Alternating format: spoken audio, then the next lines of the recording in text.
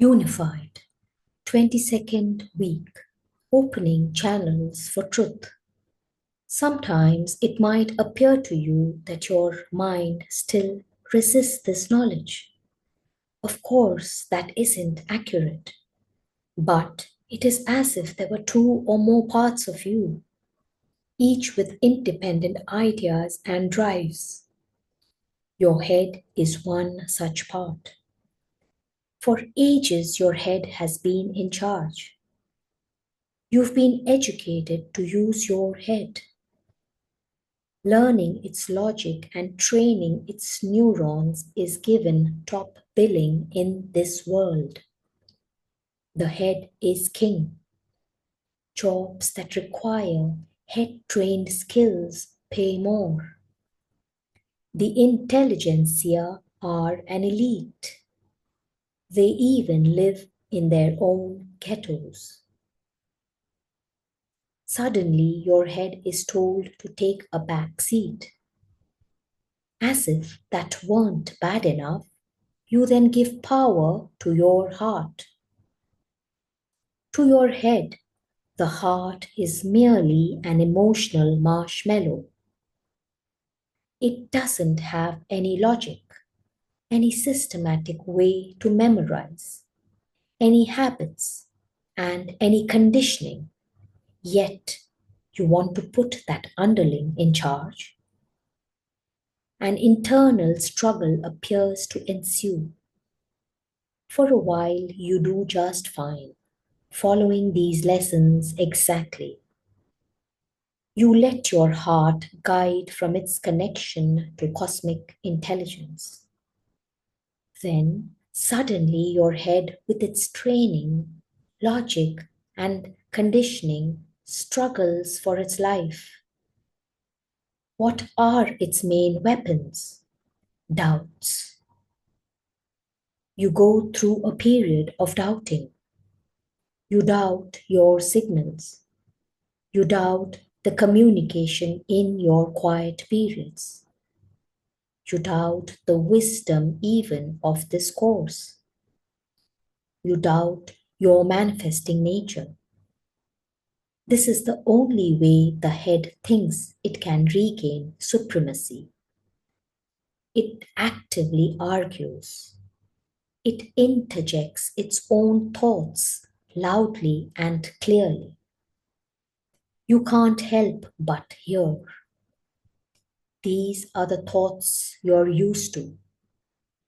They've yelled at you for ages. They are precisely the reason you aren't experiencing God's qualities all the time. It is not the heart's nature to argue back. It doesn't need to. It knows that the little head can never win in the long run. The heart knows its divine nature, its immortality, and its connection to the cosmos. Nothing the head yells can begin to penetrate its hard shell. Nothing.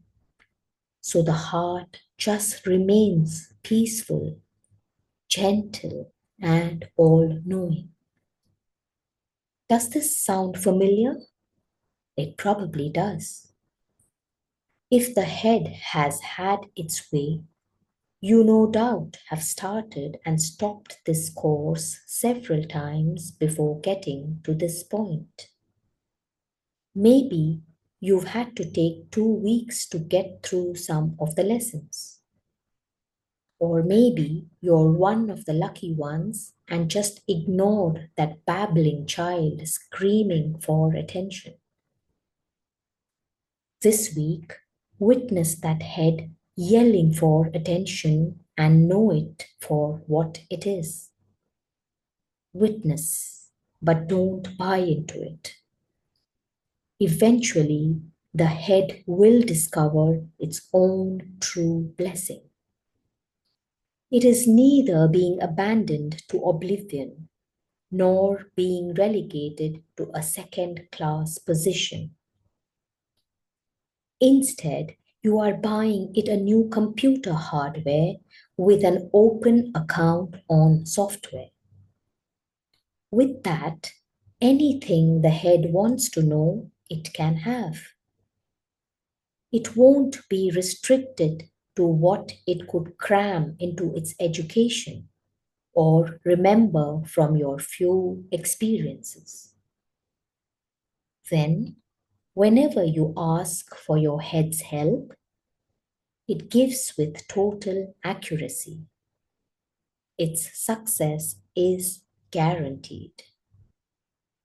The heart becomes its best friend, nay, its inseparable spouse. Actually, it is a royal internal wedding. Like the helium atom H, it can't really exist alone. The helium atom is unstable by itself, so two atoms combine. It is found in nature as H2, head H and heart H equal H2 as well. So far, this course has emphasized your quiet period with your higher self signal as the form of communication with your higher self. You tune in on the thoughts you know are coming from your self. These quiet periods, however, are not the only way yourself can be in touch with you. They may not even be the best way for you. They are, however, the foundation and the backbone. If ever you feel that there may be another good way to communicate with your higher self, don't be afraid of it.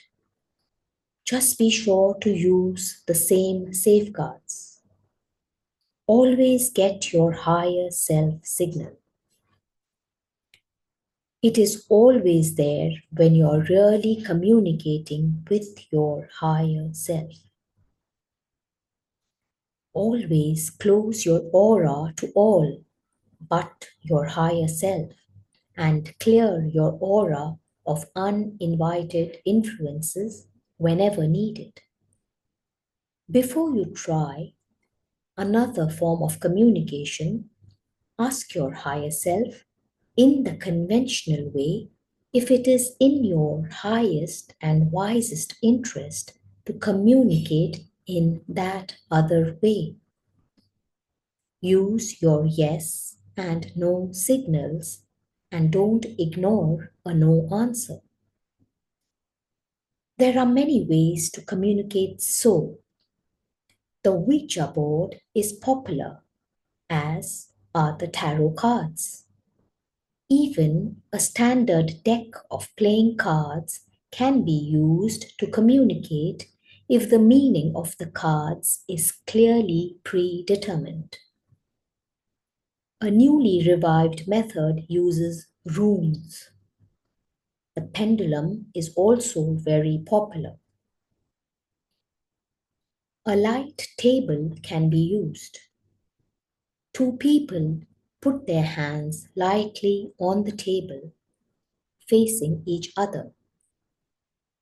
They close their auras to any uninvited influences, state their high spiritual purpose, and unify with God.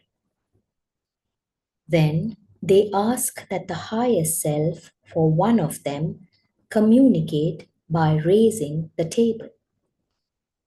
Two of the four legs will rise toward one of them when both are perfectly unified with God and each other. It may take a few minutes of quiet submission. From then on, the procedure is the same as with your quiet times. 3 taps of the table means yes. It also means that what you say aloud is correct communication from the higher self. One tap is no. Both of you can communicate with the same higher self, since you are, after all, one. When the table first rises, ask, is the table clear of any uninvited influences? Heal any influences until you get a yes answer to that question. Then ask the higher self to identify itself by tapping the letters of its name one at a time. Throughout the communication, be on guard for any uninvited influences and heal them as needed. If you have a loved one who has taken this course diligently to this point, the two of you can practice your communication using a light table. You must believe, indeed know, that the table will rise, or this form of communication will not work. If your head throws in doubts, you may have to wait until your head and heart are more integrated. The main exercise for this week is yet another form of communication, writing. Every day this week, enter the quiet period as usual. Then, instead of speaking out the communication, write it down. This isn't flashy. It isn't automatic in the sense that you lose control of what the pen does. You are simply writing out the communication you have been speaking out or thinking. Notice how smooth and effortless it is. Don't judge what you're writing. Just write. Read it later for meaning. This is the way many great manuscripts have been born. It is the way many great scientific breakthroughs have come. Use this method often now. It gives you a record for posterity. How many times have you been surprisingly impressed with what you've said during your communication, only to forget it? Using this writing method, you have a record. Thank you.